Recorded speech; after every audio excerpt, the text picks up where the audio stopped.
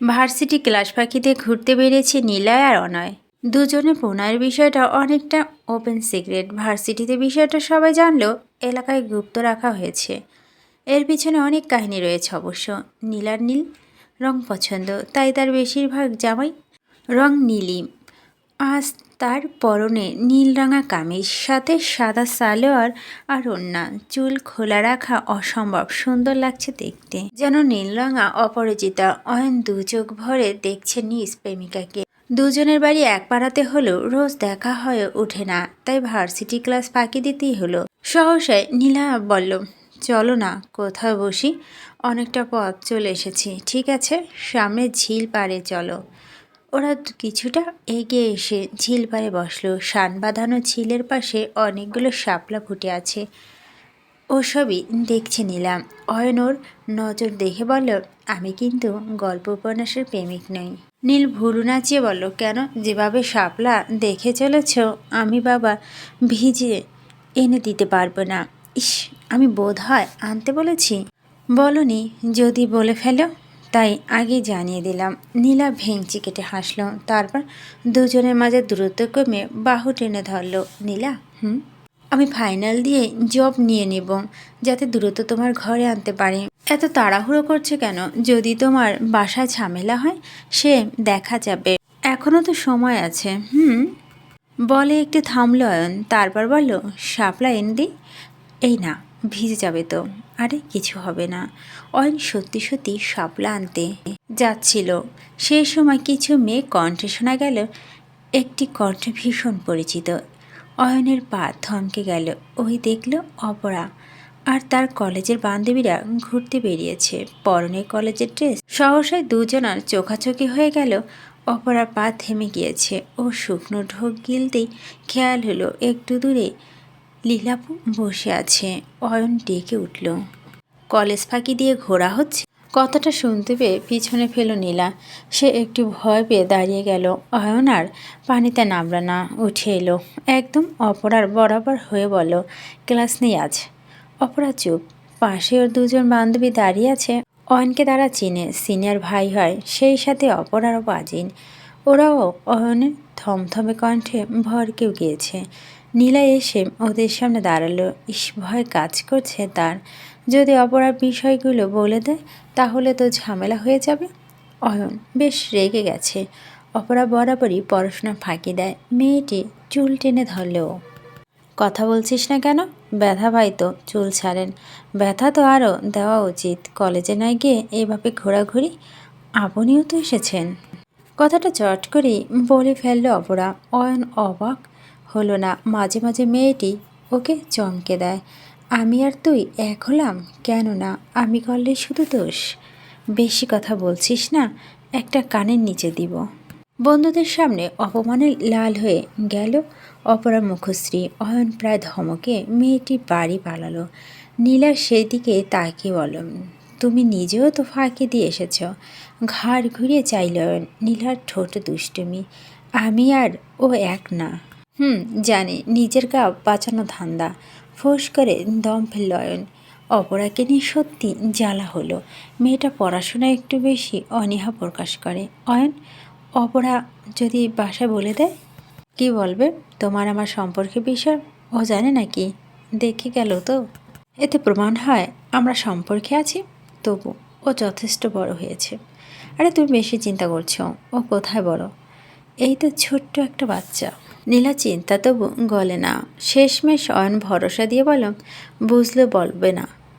ও অন্যরকম, একটু বোকা, পড়াশোনা ফাঁকি দিতে পছন্দ করে। তবে কারো ক্ষতি হোক অথবা বিপদে পড়তে হবে এমন কিছু কখনই করবে না। বেজায় মন খারাপ নিয়ে বাড়ি ফিরলে অপরা। ছোট মা বসার ঘরে ছিলেন। অপরাকে দেখে বলেন, অপু, এত আগে বাড়ি আসলি কেন?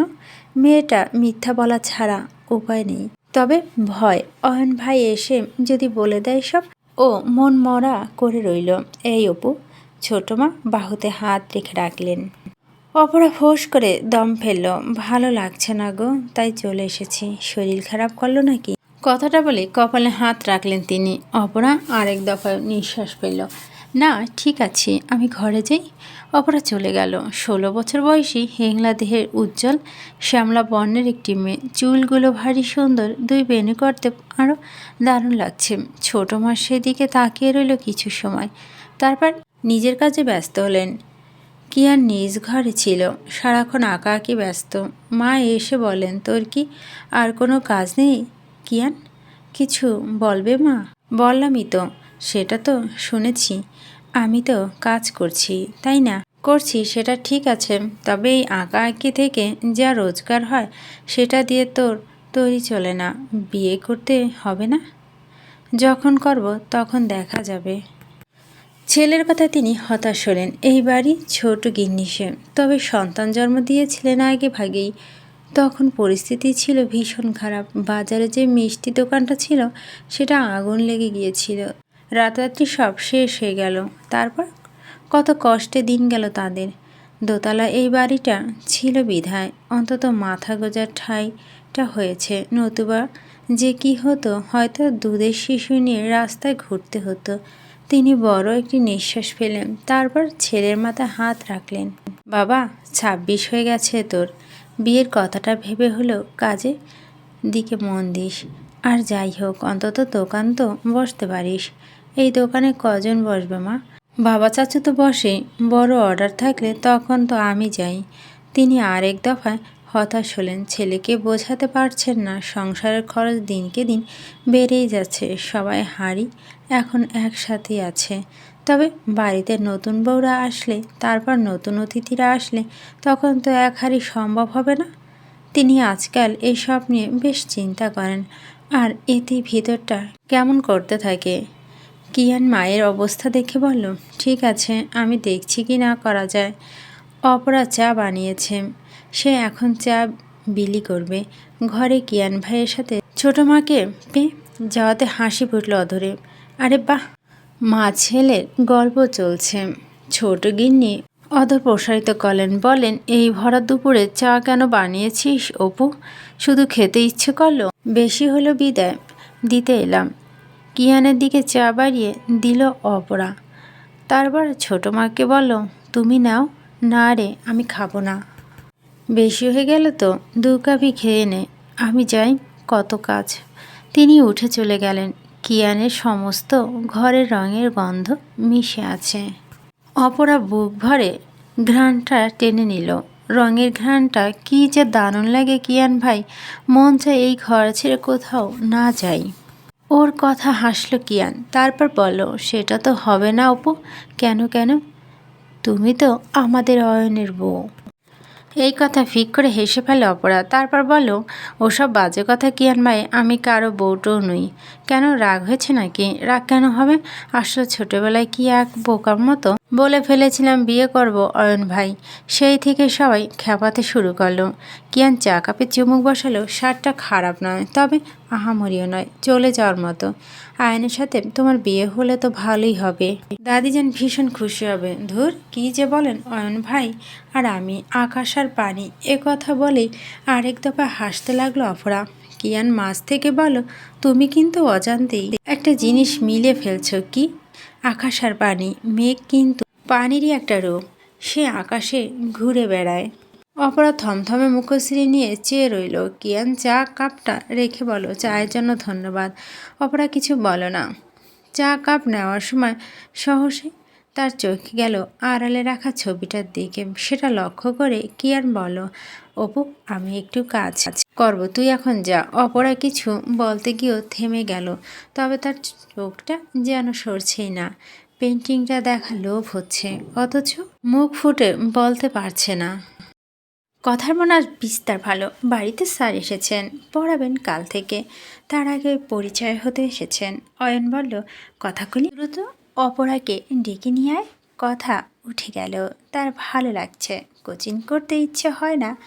অয়নের থেকে 2 ব্যাচ জুনিয়র ছেলেটা, বেশ মেধাবী। অয়নের সাথে ভালো পরিচয়ও আছে। বড় গিন্নি নাস্তা নিয়ে এলেন। টেবিলে খাবার সাজিয়ে বলেন, বাবা, তোমার নাম কি? আন্টি, আমার নাম নুহাস। সুন্দর নাম, খাবার খাও, লজ্জা পেও না। নুহাস মাথা দোলালো। অয়ন চায়ের কাপ তুলে নিল, তাতে সুখ চুমুক বসিয়ে বলল, লজ্জা পাচ্ছিস? না ভাই, লজ্জা না, আসলে একটু আনইজি লাগছে। ছেলেটা নর্মভদ্র, অয়নের ভালো লাগে। সে কিছুটা দুরন্ত হলে শান্ত মানুষ তার পছন্দ। নুহাস চা কাপ তুলে নিয়ে চুমুক বসালো। অমনি অপরা এসে দাঁড়ালো। চোখ মুখ অন্ধকারে নিমজ্জিত। অয়ন চোখের ইশারায় শাসন করল। তবে অপরার মাঝে কোনো পরিবর্তন এলো না। সে ভয় পায় নাকি? পায় না। আবার কখনো কখনো ভয় পায় সে।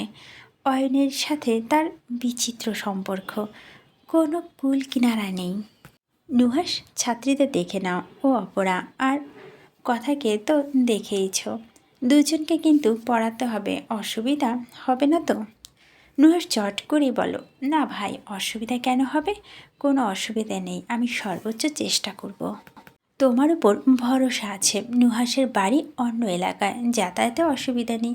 বাস ধরে মোড় অবধি চলে আসবেন, তারপর 5 মিনিট হাঁটার পথ। পারিবারিক অবস্থা ভালো নয়, বাবা বেশ অনেক বছর ধরে প্রবাসী আছেন। এতদিন টিউশনি ধরার ইচ্ছে যে ছিল না তেমন না, ইচ্ছে ছিল অবশ্য, তবে কোনো এক অদৃশ্য কারণে হয়ে ওঠেনি। শেষমেশ অয়ন ভাই যখন অফার দিল তখন আর না করতে পারল না ও। তাছাড়া টিউশনি করলে বাড়তি টাকাও আসবে, এতে হাত খরচা আরও মোটা হবে, বিষয়টা মন্দ হবে না, সেই চিন্তা থেকেই এখানে আসা। অবশেষে ঠিক হলো নুহার সপ্তাহ 4 দিন পড়াবে, সন্ধ্যার পর, আবার কখনো বা দিনে কোনো এক সময়। ওরা যেহেতু 3জন স্টুডেন্ট, তাই ওভাবেই সময় করে নেওয়া হলো। পুরো ব্যাপারটায় একদম আগ্রহ নেই অপরার। ও শুধু ক্ষণে ক্ষণে দীর্ঘ নিঃশ্বাস ফেলল। নুহাস চলে গেল। টেবিলে খাবারগুলো তখনও সাজানো। অন্য সময় হলে অন্তত এক টুকরা কেক নিয়ে খেত অপরা, তবে আজ খেতে ইচ্ছে করছে না। ওর মন মস্তিষ্ক হতাশায় ডুবে আছে। কিয়ান এদিক দিয়েই যাচ্ছিল। অপরা এহেন অবস্থা দেখে শুধালো, অপু, মুখ অমন করে আছে কেন? কেমন করেছি ইয়ান ভাইয়া? শুকনো যেন জীবনে মায়া ত্যাগ করে ফেলেছ? সম্ভবত জীবনটাই থাকবে না আমার। কেন? অয়ন ভাই বাড়িতে টিচার রেখে দিয়েছেন, ভালো লাগে না আর। উনি আমাকে দেখতেই পারেন না। অপরা উঠে ক্লান্তভাবে চলে গেল। কিয়ান সেই দিকে তাকে ঠোঁট কামড়ে ধরল। এই মেয়েটা আসলে পড়াশোনা করতে চায় না। রুবিনা মিষ্টি নিয়ে এসেছে, তাকে আজ দেখতে এসেছিল। ছেলেপক্ষ দারুণ বড়লোক, টাকা পয়সার অভাব নেই। অয়নের সাথে ওর প্রবেশ ঘটল। মিষ্টি দেখে অয়ন শুধালো, কী রে, বিয়ে কবে করে নিচ্ছিস? হ্যাঁ অয়ন ভাই, দোয়া করিও যাতে সুখ উপচে পড়ে আমার কোলে। ওর কথা হেসে ফেলে অয়ন। তারপর বলল, এভাবে বলছিস কেন? ছেলে পছন্দ না? পছন্দ বলে চুপ হয়ে গেল রুবিনা। ছেলে তার পছন্দ না, এর পেছনে অনেক কারণ। ছেলের বয়স 40 ছুঁই ছুঁই, আগে একবার বিয়ে হয়েছে। মায়ের পীড়াপিড়িতে রাজি হতে হচ্ছে তাকে। টাকা পয়সা নাকি সুখ হবে, অসহ্য এক অনুভূতি তার সর্বাঙ্গে। রুবিনের ছোট গিন্নি হাতে মিষ্টি পেয়ালা এগিয়ে দিল। ছোট গিন্নি বলেন, রুবি, তোকে দেখতে এসেছিল নাকি? হ্যাঁ চাচি। ছেলে কি করে রে? শহরে ব্যবসা আছে, বাড়ি আছে, গাড়ি আছে। বাহ, তাহলে তো বেশ ভালো। রুবিনা কণ্ঠটা কেমন মলিন। ছোট গিন্নি মিষ্টি রেখে বলেন, মিষ্টি কি দরকার ছিল বলতো? ঘরবর্তী সব সময় মিষ্টি থাকে, এখন আর কেউ খেতেই চায় না। রুবিনার নিরুত্তর। তার কান অবধি কথাগুলো পৌঁছাতে পারেনি। অপরা নেমে এসেছিল। সকালের ঘটনা, তার মেজাজ অশান্ত হয়ে আছে। রুবিনা আব্বুকে দেখে মনটা নিমিষে খারাপ হয়ে গেল। তার শুধু মনে হয় সেই দিন যদি ও বাড়িতে সে না যেত আর ছেলেপক্ষ নজরে না পড়তো, তাহলে রুবিনা বিয়েটা হয়েই যেত। অথচ সবটা বেঁচতে গেল শুধুমাত্র তার জন্য। সন্ধ্যা ছুঁইছি, নীলার মাথায় ঘোমটা টেনে বের হতে নিচ্ছিল, অমন সময় মা ডেকে উঠলেন, এই অসময় কোথায় যাচ্ছিস নীলু? নীলার হৃদয় ধপ করে উঠল। শুকনো ঢোক গিলল সে। কিরে, কথা কানে যায় না? একটু দোকানে যাব মা। এই অসময় কেন? কতবার বলি যা লাগবে দিনের বেলা নিয়ে আসবি, না কোনো কথাই শুনতে চাস না। এক্ষুনি যাব আর আসবো, লেট যেন না হয়। আচ্ছা। নীলা যেন হাঁপ ছেড়ে বাঁচত। দ্রুত পায়ে হেঁটে এসে মোড়ে কাজটায় দাঁড়ালো। সন্ধ্যায় এই সময়টা রাস্তায় এই দিকটা মানুষজন থাকে না। ইতিমধ্যে সোডিয়ামের লাইটগুলো জ্বলে উঠছে, যার ফলে পিচ ঢালা রাস্তাটা বড় সুন্দর লাগছে। কয়েক সেকেন্ড পরই আয়ান এসে দাঁড়ালো, একদম ঘাড় ঘেঁষে। মেয়েটা চুল থেকে দারুণ সুবাস আসছে। এসে গেছি। হঠাৎ কণ্ঠে চমকে গেল নীলা, ফলস্বরূপ পিছনে গেল কয়েক পা। এহেন অবস্থা দেখে হেসে ফেলল অয়ন। এভাবে কেউ পিছনে এসে দাঁড়ায়? রেগে বলল নীলা। অয়ন অবশ্য পাত্তা দিল না, সে বরং এগিয়ে এসে মেয়েটার হাত ধরল। বলো, দেখি তো তোমায়। ফর্সা থেকে এই যুবতী একটু বেশি সুন্দর। অয়ন নিজের চিন্তাকে এড়িয়ে বলল, ভয় পেয়েছ খুব? পাবো না, সরি। এখন বলো, কেন ডাকলে?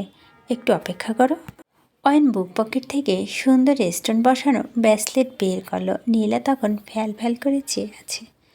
অনেক দিন ধরে ভাবছি তোমাকে কিছু দিব, অথচ হচ্ছিলই না। এটা অর্ডার করে বানিয়েছি, তোমার নাম লেখা আছে। নীলা দুটো চোখ খুশিতে ঝলমল করে উঠল। তারপরেই খেয়াল হলো এটা বেশ দামি। ও মুখ অন্ধকার করে বলো, এত খরচ কেন করতে গেলে? আমাদের সম্পর্কে কতদিন হয়ে গেল, অথচ তোমায় কিছু তো দেইনি। সে তো আমিও দেইনি। দিয়েছ। নীলা প্রশ্ন নিয়ে তাকালো। অয়ন হেসে বলল, এই যে তোমাকে তো তুমি দিয়েই দিয়েছ, আর কি চাই আমার বলো তো? নীলার চোখ মুখ দ্রুতিতে মিলে গেল। কি এক সুখে তার অন্তর ডুবে আছে। অয়নের প্রতিটা কথা ভীষণভাবে প্রভাবিত করে তাকে। কথার অপরা এসেছিল দোকানে। সন্ধ্যায় নুডলস খাবে তারা, অথচ সস শেষ হয়ে গেছে। নুডলসের সস না দিলে মজা হয় না, তাই সেটা আনতে বের হয়েছিল। তখনই নীলা আর অয়নকে দেখতে পেল। দুজনে কথা বলছে। কথা, চোখ দুটো বড় হয়ে গেল। সে ভীষণ চালাক প্রকৃতির। ওরা প্রেম করছে অপুবু। অপরা কি বলবে বুঝতে পারছে না। ও বিরোধী করতেও চাচ্ছিল। অমন সময় নীলার হাতটা নিজের হাতের মুঠে নিল অয়ন। দুজনের দৃষ্টি একত্র হয়ে আসছে। ও হতাশ হয়ে বলো, দ্রুত এখান থেকে চল, আমাকে দেখতে দাও। কি দেখবি তুই? উফ, দেখতে দাও না, ওরা প্রেম করছে, আমি শিওর পুরো। অপরা হতাশ হয়ে চেয়ে রইল। ওর কেমন মনে হলো প্রেম করার জন্য পাড়া এই মোড়টা রাস্তাটা পেলি তোরা? কেন রে, এলাকায় কি আর জায়গার অভাব রয়েছে? রাস্তাতে কেন দুজনকে দেখা করতে হবে?